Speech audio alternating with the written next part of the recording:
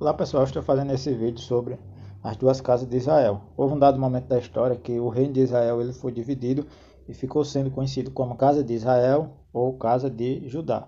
A palavra conta que essas 12 tribos ela foi dividida, elas começaram a pecar, a transgredir a palavra de Deus, a adorar outros deuses, e mais especificamente no reinado de Salomão. Salomão ele começou a se envolver com muitas mulheres e a adorar outros deuses, e Deus ali prometeu dividir o reino de Israel. Deus prometeu dividir as 12 tribos, rasgar as 12 tribos que estavam sob a liderança de Salomão. Inicialmente, as 12 tribos elas começaram unidas durante o reinado de Saul, durante o reinado de Davi e durante o reinado de Salomão. E durante o reinado de Salomão, essas 12 tribos elas estavam unidas.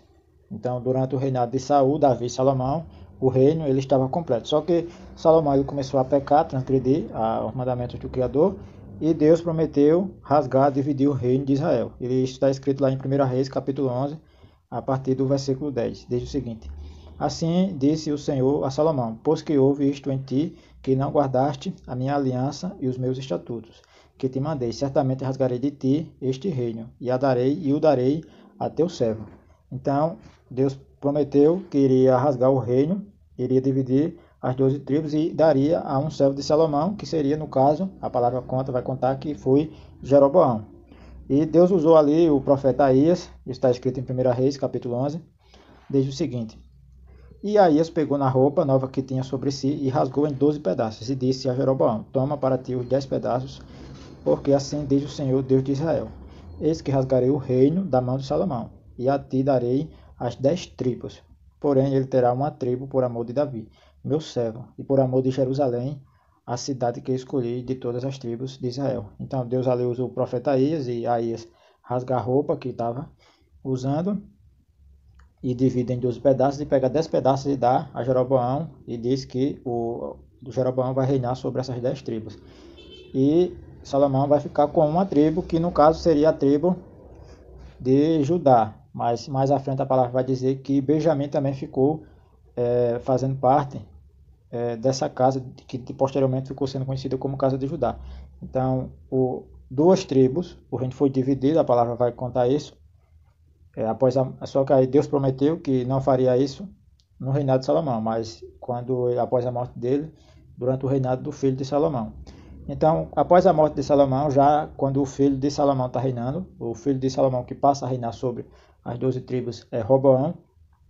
Aí a palavra ela vai contar lá em 1 Reis que essas 12 tribos elas foram pedir para Roboão diminuir o jugo deles, porque eles reclamaram que durante o reinado de Roboão, durante o reinado de Salomão, Salomão tinha colocado um jugo muito pesado sobre eles. Aí a palavra ela conta que Roboão dispensou o povo e mandou eles voltar após 3 dias. E Roboão consulta ao conselho de anciãos, e também consulta a um grupo de jovens. E Roboão decide seguir o conselho que aqueles jovens, que os mais jovens, teriam dado a ele. E ao invés de diminuir o jugo das 12 tribos de Israel, ele decide aumentar o jugo mais ainda daquelas 12 tribos. E com isso, aquelas tribos, a palavra conta que aquelas tribos elas vão se rebelar, e a partir daí vai dar-se essa divisão do reino de Israel. E a palavra diz o seguinte, lá em 1 Reis, já no capítulo 12: E foi Roboão para Siquém, porque todo Israel se reuniu em Siquém para o fazer rei. Sucedeu que Jeroboão, filho de Nebate, achando-se ainda no Egito, para onde fugira de diante do rei Salomão, voltou ao Egito. Porque a palavra conta que Jeroboão fugiu, porque quando Salomão soube que o reino ia ser dividido, Salomão tentou matar Jeroboão. E após a morte de Salomão, aí Jeroboão retorna. Aí a palavra diz: porque mandaram chamá-lo, veio por Jeroboão e toda a congregação de Israel, e falaram a Roboão, dizendo: Teu pai agravou o nosso jugo, agora pois alivia a dura servidão de teu pai, e o pesado jugo que nos impôs, e nós te serviremos. E ele lhes disse: Ide-vos até o terceiro dia. e então voltai a mim. E o povo se foi. Então o povo se ajuntou ali e falou, pediu para Jeroboão diminuir o jugo e a servidão, que estava muito pesado. Aí Jeroboão mandou eles voltar após 3 dias. E quando eles voltam, após os 3 dias, a Jeroboão diz o seguinte: ele falou conforme o conselho dos mais jovens. Roboão toma conselho com os anciãos e os jovens e decide seguir o conselho que os jovens deram. E disse o seguinte: meu pai agravou o vosso jugo, porém eu ainda aumentarei o vosso jugo. Meu pai vos castigou com açoites, porém eu vos castigarei com escorpiões.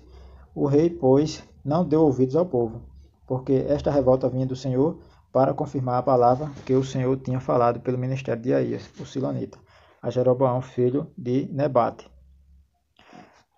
Então, aí a palavra diz mais à frente que a partir daí os israelitas eles se rebelaram e houve essa divisão até os dias de hoje. Está escrito lá em 1 Reis capítulo 12. E lá em 1 Reis 12, a partir do versículo 20, diz o seguinte: sucedeu que, ouvindo todo Israel que Jeroboão tinha voltado, enviaram e o chamaram para a congregação, e o fizeram rei sobre todo o Israel. E ninguém seguiu a casa de Davi, senão somente a tribo de Judá. Então a palavra diz que eles foram lá, chamaram Jeroboão e fizeram Jeroboão rei sobre eles, e a não ser a tribo de Judá. E a palavra diz: vindo, pois, Roboão a Jerusalém, reuniu toda a casa de Judá e a tribo de Benjamim, 180.000 escolhidos destes para a guerra, para pelejar contra a casa de Israel. Então a gente já percebe aí que os termos eles já começam a surgir, ó, contra a casa de Judá e casa de Israel. E a palavra diz que Roboão ele retorna para Jerusalém, e ele reúne ali a tribo de Judá e a tribo de Benjamim. Então ele, após essa divisão, ele vai ficar reinando sobre essas duas tribos, que se chamam a tribo de Judá e a tribo de Benjamim, que ficaram sendo conhecidos como casa de Judá. E as demais tribos, elas ficam sendo conhecidas como casa de Israel ou casa de Efraim. Casa de Efraim porque Jeroboão era da tribo de Efraim. Jeroboão era um efraimita. Aí por isso que ela também fica sendo conhecida como casa de Efraim, porque foi a tribo que ficou ali responsável por a liderança dessas 10 tribos. Por isso que a casa de Israel ela também é chamada nos textos da Bíblia de casa de Efraim, ou também em alguns versículos ela também é conhecida como casa de José ou casa de Jacó. Mas normalmente a Bíblia chama essas duas casas de casa de Israel e casa de Judá. E também a gente vê que essa casa de Israel normalmente ela é chamada de casa de Efraim ou Efraim. E essas duas casas, elas começam a pecar e transgredir contra o Senhor, quebrar os mandamentos de Deus, a adorar outros deuses, a quebrar aquela aliança que Deus fez, a adulterar contra os deuses. E por isso a palavra diz que Deus vai dar carta de divórcio para a casa de Israel. E Deus vai continuar mantendo a aliança com a casa de Judá. E lá no livro de Oséias, a partir do capítulo 1, a palavra diz o seguinte: o princípio da palavra do Senhor por meio de Oséias, disse, pois, o Senhor a Oséias: vai, toma uma mulher de prostituições, filhos de prostituição, porque a terra certamente se prostituiu, desviando-se do Senhor. Foi, pois, e tomou a Gomer, filha de Diblaim, e essa concebeu e lhe deu um filho. E disse-lhe o Senhor: põe-lhe o nome de Gisrael, porque daqui a pouco visitarei o sangue de Gisrael sobre a casa de Jeú, e farei cessar o reino da casa de Israel. Então Deus mandou ali Deus se casar com uma prostituta, e faz ali uma promessa que vai cessar o reino da casa de Israel, fazendo uma referência àquela prostituta com a casa de Israel, que estava adorando outros deuses, que estava adulterando contra o Criador. E a palavra diz que aquela mulher, ela concebeu, e diz o seguinte: e tornou ela a conceber e deu à luz uma filha. E Deus disse: põe-lhe o nome de Lo-Ruama, porque eu não tornarei mais a compadecer-me da casa de Israel, mas tudo lhe tirarei. Então Deus manda dar o nome daquela criança que nasce de Lo-ruhama, que significando que Deus não vai mais se compadecer da casa de Israel. E diz o seguinte, ó: mas da casa de Judá me compadecerei. Então está escrito em Oséias, principalmente no capítulo 1. Diz: mas da casa de Judá me compadecerei, e salvarei pelo Senhor seu Deus, e os salvarei pelo Senhor seu Deus, pois não os salvarei pelo arco, nem pela espada, nem pela guerra, nem pelos cavalos, nem pelos cavaleiros. Então Deus ali já está usando ali os profetas e falando que vai desfazer da carta de divórcio para a casa de Israel. Mas em outras passagens Deus também promete que futuramente vai reunir essas duas casas novamente. E já no versículo 8 diz o seguinte, de Oséias 1:8, diz o seguinte: e depois de haver desmamado a Lo-ruhama, concebeu e deu à luz um filho. E Deus disse: põe-lhe o nome de Lo-ami, porque vós não sois meu povo, nem eu serei vosso Deus. Então Deus manda dar o nome àquela criança de Lo-ami, porque a casa de Israel não vai ser mais o seu povo, e nem Deus vai ser mais Deus da casa de Israel. Deus está ali usando ali o profeta para profetizar essas coisas contra a casa de Israel. E a palavra diz o seguinte: Efraim, Oséias 7, já em Oséias 7, no capítulo 7, a partir do versículo 8, diz o seguinte: Efraim se mistura com os povos, já falando que aquelas 10 tribos, a casa de Israel, que também é chamada de casa de Efraim, Deus aqui está chamando aquelas 10 tribos de Efraim, e está dizendo o seguinte: Efraim se mistura com os povos. Efraim é um bolo que não foi virado. Estrangeiros lhe comeram à força, e ele não sabe. Também as cães se espalharam sobre ele, e não o sabe. Então Deus aqui já está profetizando que a casa de Efraim, a casa de Israel, aquelas 10 tribos, elas vão ser espalhadas, misturadas entre as nações. A palavra diz em Oséias 8, versículo 8, diz o seguinte: Israel foi devorado, agora está entre os gentios. Então Deus está profetizando isso, que Israel teria sido espalhado entre os gentios, e Deus tinha dado carta de divórcio. Há uma outra passagem que fala que Deus deu carta de divórcio para essa casa de Israel, para essas 10 tribos. Israel foi devorado, agora está entre os gentios, como um vaso em que ninguém tem prazer, porque subiram a Assíria como um jumento montês por si só. Efraim mercou amores.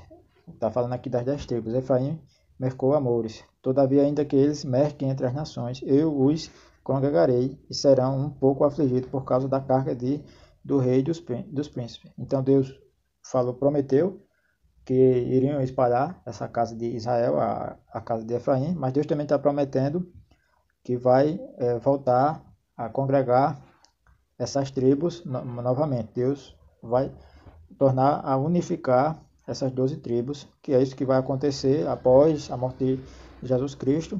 Aí começa a dar-se início a essa unificação das 12 tribos.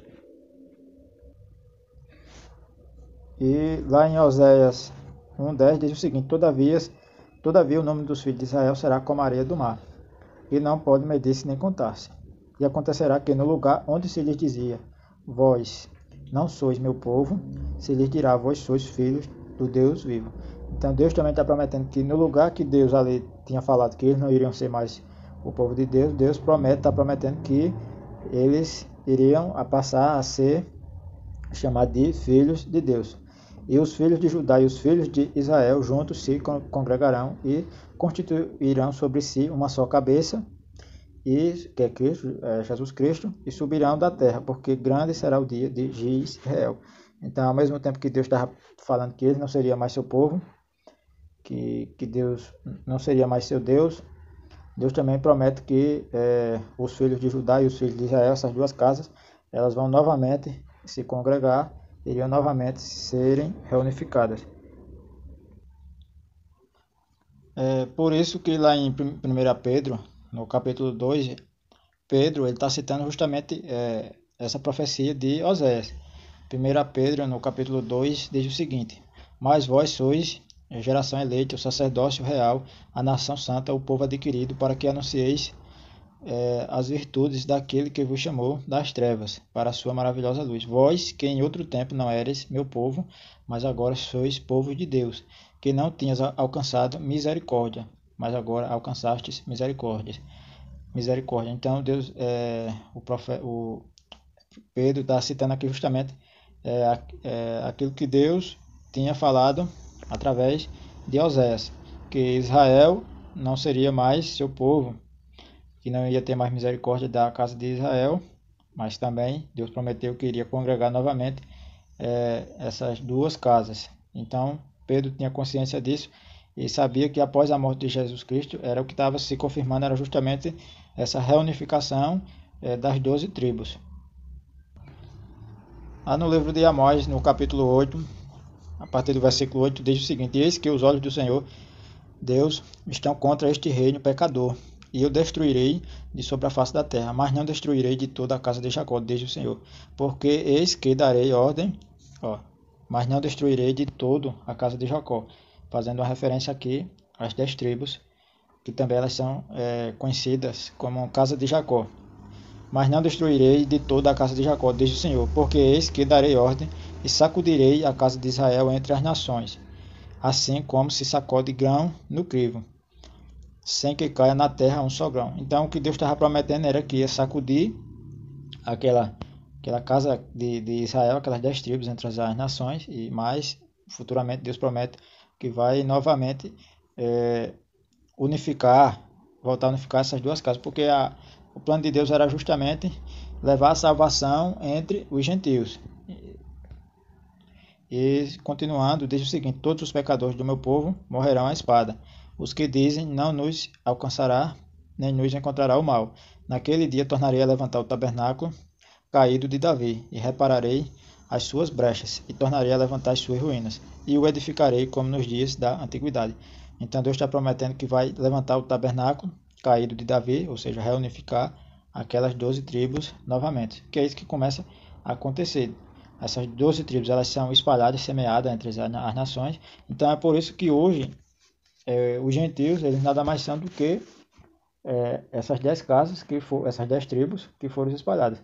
Essas 10 tribos elas começaram a se misturar entre os povos, e os gentios eles passaram a ter a linhagem sanguínea do povo de Deus, da casa de Israel. Claro que hoje essa nova aliança ela é pela fé, mas os gentios hoje nada mais são também, isso falando pela parte sanguínea, eles também têm a linhagem dessas 10 tribos da casa de Israel.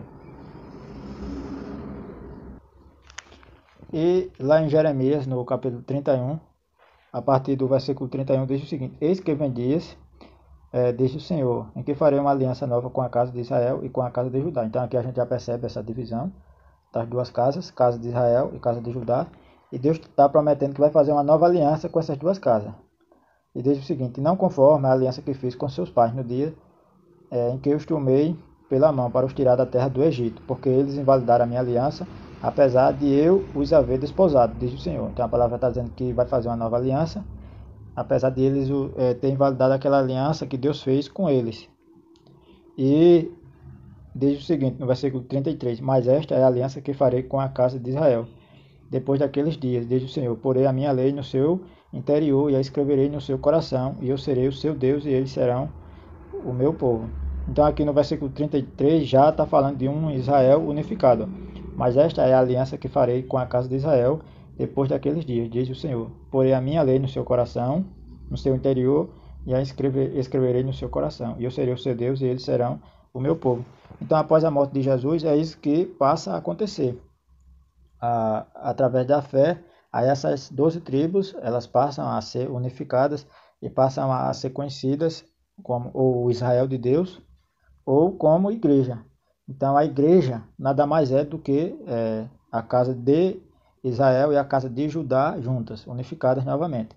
Lembrando que Deus está falando aqui em Jeremias 31, versículo 31, que iria fazer uma nova aliança com a casa de Israel. Aí nessa casa de Israel entra os gentios. Lembrando que essas 10 tribos foram espalhadas entre as nações, as linhagens se misturaram, e os gentios eles passam a fazer parte dessa casa de Israel.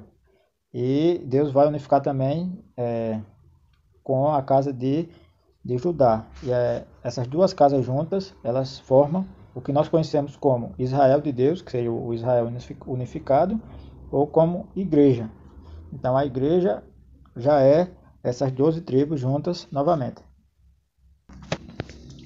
E lá em Jeremias, no capítulo 3, no versículo 6, a partir do versículo 6, diz o seguinte: E vi que por causa de tudo isto, por ter cometido adultério, a rebelde Israel, a despedi e lhe dei a sua carta de divórcio, que a aleivosa Judá, sua irmã, não temeu, mas se foi também ela mesma se prostituiu.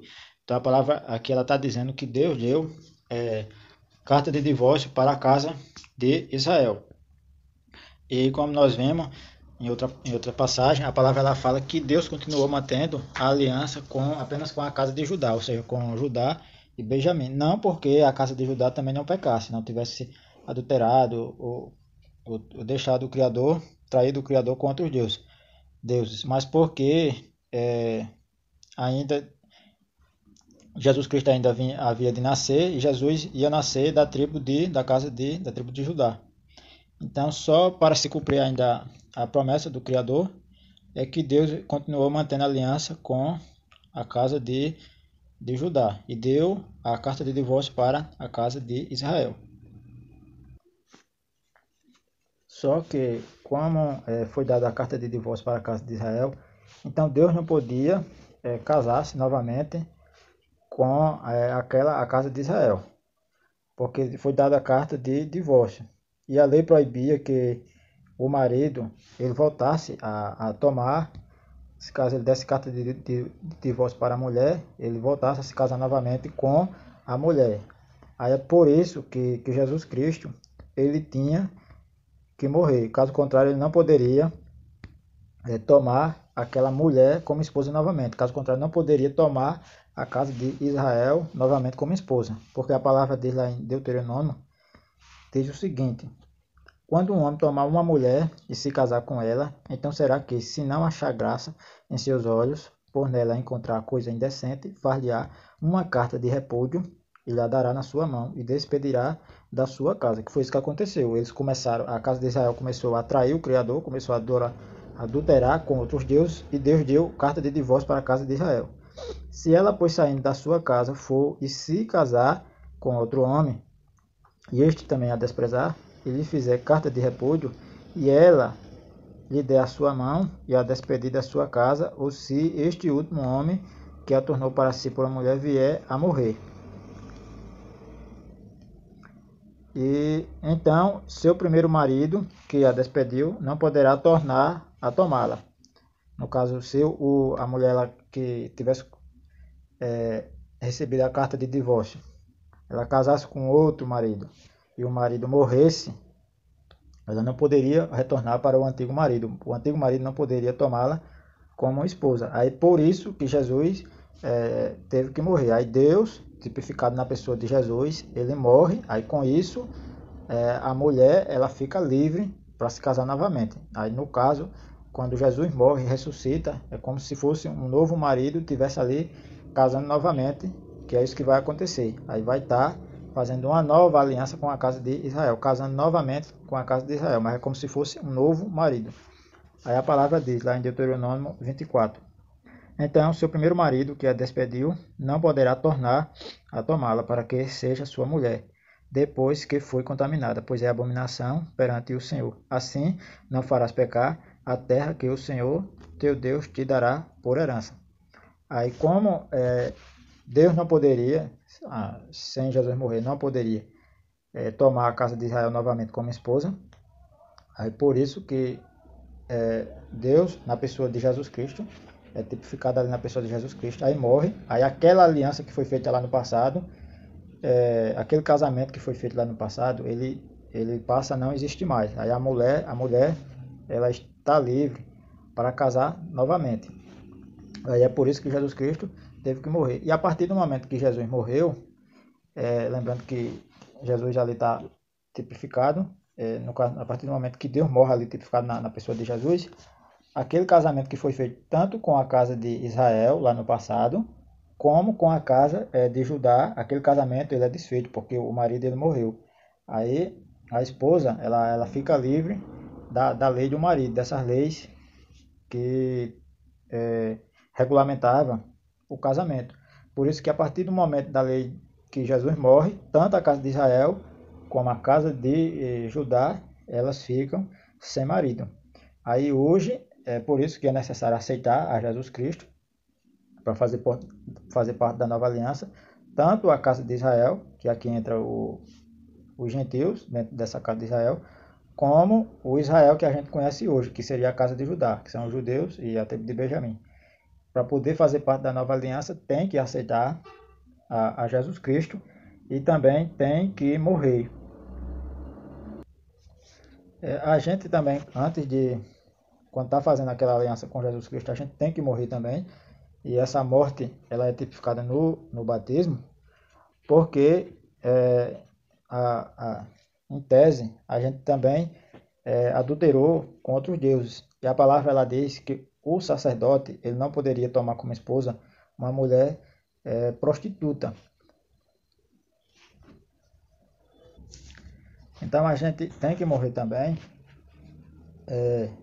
porque Jesus Cristo ele faz o papel de sacerdote. E a palavra ela diz que o sacerdote ele não poderia tomar como uma mulher prostituta, tem que ser uma mulher pura. Aí isso está escrito lá em Levítico, capítulo 21, a partir do versículo 6 e 7, diz o seguinte: santos serão a seu Deus, e não profanarão o nome do seu Deus, porque oferecem as ofertas queimadas do Senhor e o pão do seu Deus. Portanto serão santos. Não tomarão mulher prostituta ou desonrada, nem tomarão mulher repudiada de seu marido, pois santo é o seu Deus. E ele, isso falando do sacerdote, ele tomará por esposa uma mulher na sua virgindade, viúva ou repudiada,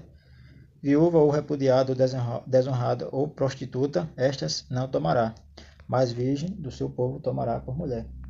Então, mesmo que Jesus Cristo morrendo e agora ele podendo casar novamente com a casa de Israel, ele não poderia tomar a casa de Israel novamente, justamente porque a casa de Israel, que somos nós, se prostituiu com outros deuses. Então, por esse motivo que a gente tem que se batizar, porque no batismo simboliza justamente isso. A gente morre, é como se a gente estivesse morrendo ali, isso é simbolicamente, claro.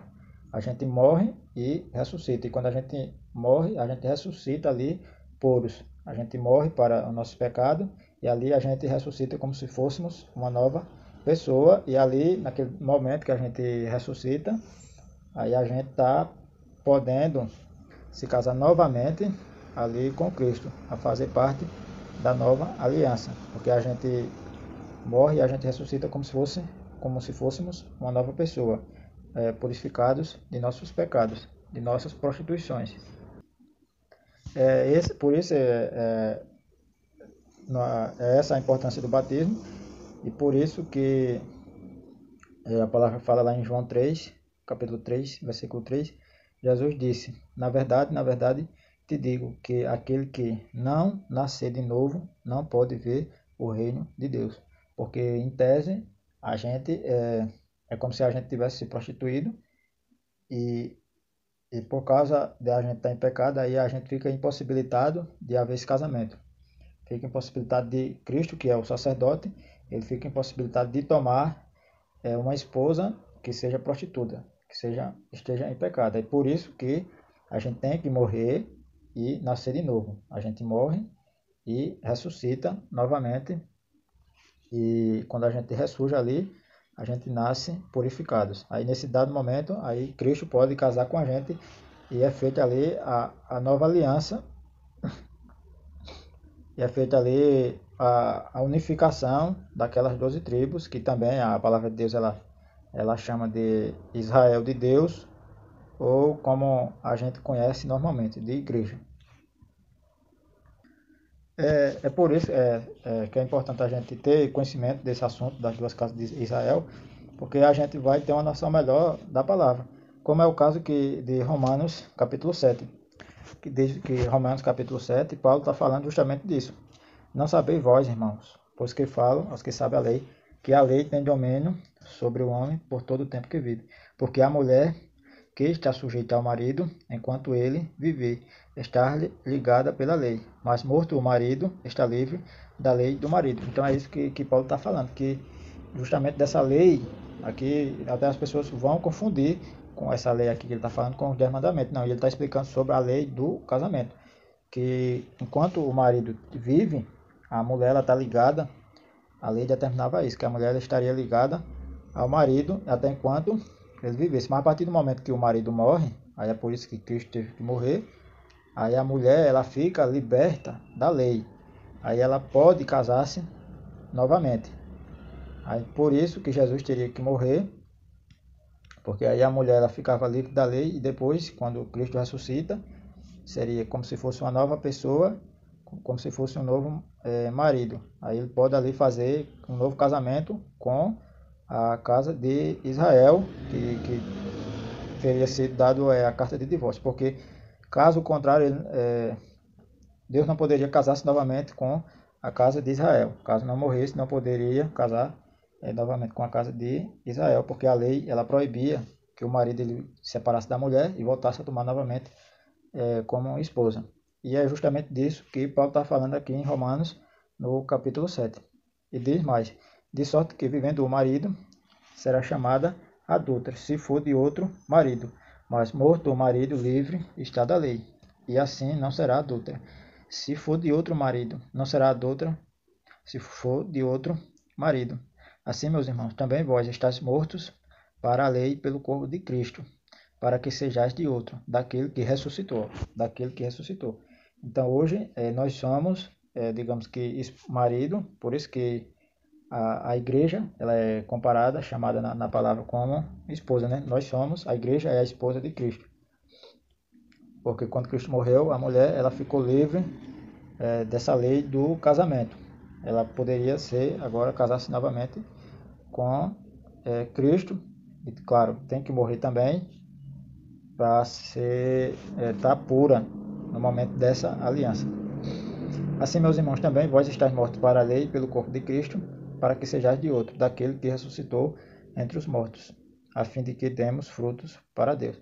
Então é muito importante essa questão das duas casas, porque, bem como aqui nessa passagem, tem outros pontos que, quando a gente tem essa compreensão das duas casas, a gente entende melhor o texto. Por isso que nesse texto aqui, em Romanos 7, está falando especificamente da lei do casamento, que muitas pessoas acabam confundindo com os 10 mandamentos e acabam fazendo confusão justamente por não ter conhecimento das duas casas de Israel. E lembrando aqui mais uma vez, que lá em Jeremias, no capítulo 31, no versículo 31, 32 e 33, Deus prometeu que iria fazer uma nova aliança com essas duas casas. E essa aliança que Deus promete lá foi que iria colocar a lei dentro dos nossos corações, dentro do nosso entendimento. Por isso que os 10 mandamentos de Deus eles não foram abolidos. O que Paulo fala aqui em outros versículos, que Paulo vai falar, a gente vai perceber pelo contexto que Paulo está falando é sobre as obras da lei. A gente sempre vai observar. Eu já fiz um vídeo, coloquei no meu canal, explicando mais ou menos para a gente ter um entendimento melhor. O que Paulo está condenando são as obras da lei, que no caso seriam os sacrifícios, que seriam as festas, a circuncisão e outras coisas, as obras que eles praticavam antigamente, que após a morte de Jesus, aí nós não precisamos praticar hoje. Mas os 10 mandamentos de Deus e até os preceitos bons do Criador, é claro que a gente tem que guardar, tem que cumprir, a gente tem que ser obediente a Deus.